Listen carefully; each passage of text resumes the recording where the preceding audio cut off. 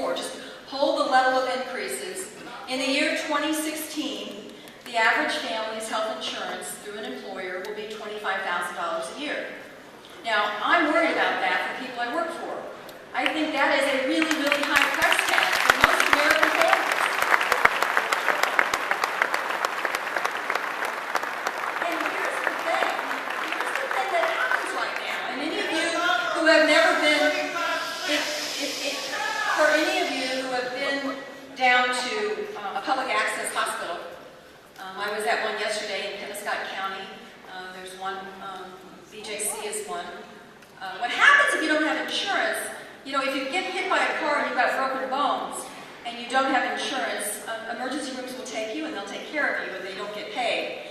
If you don't have insurance and you go down with something less traumatic, you can still see someone eventually. The average wait for a non-traumatic, non-insured person at BJC, the emergency room, is 14 or 15 hours. Now, at the point in time they're seen, they don't get paid, the hospital doesn't get paid, and they call the insurance company and they say, hey, insurance company, we're going to charge you more for labor and delivery of a baby. We're going to charge you more for an angioplasty. We're going to charge you more for a cardiocatheter procedure. We're going to charge you more, and those costs are passed on to you. You have, in your insurance bills you pay right now, in Missouri, between $900 and $1,300 a year that you are paying as a hidden tax for uninsured coverage. That is a big price tag to you. Now, I don't think anybody, I honestly don't believe, even those of you that are so angry you don't want to listen to anything, I don't think any of you really want us in America to say, anybody who's here who doesn't have insurance, if you get out here on the highway and you get hit and you've got broken bones and are in danger of dying, that when we pull up in front of the hospital, they're going to say, sorry, you don't have insurance, die. We don't want to do that, right? So if we don't want to do that,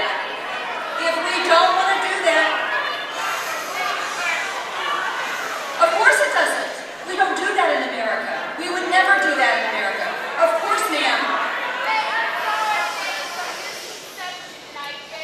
Okay.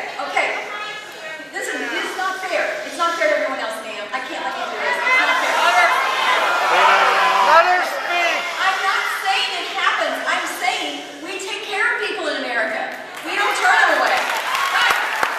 And so what I'm saying is, if we want to take care of people who could die without medical care in America, which I think we all want to do, and we do now, then we ought to figure out a more efficient way to do it, instead of passing on the costs to everyone else.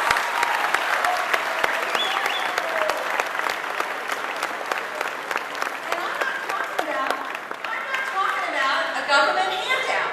I'm not talking about a government handout. I'm talking about having clinics that are available and accessible to people on a sliding scale, making sure that everybody gets their immunizations when they're children. I'm talking about those kinds of things. And that's what we're focused on in this bill. That's what we're focused on in this bill, is making sure we do those kinds of things that frankly just, are just good old-fashioned common sense. And as much as people think that's not what's there, that's honestly what I think most of us are trying to do. All right, this is from Townhall.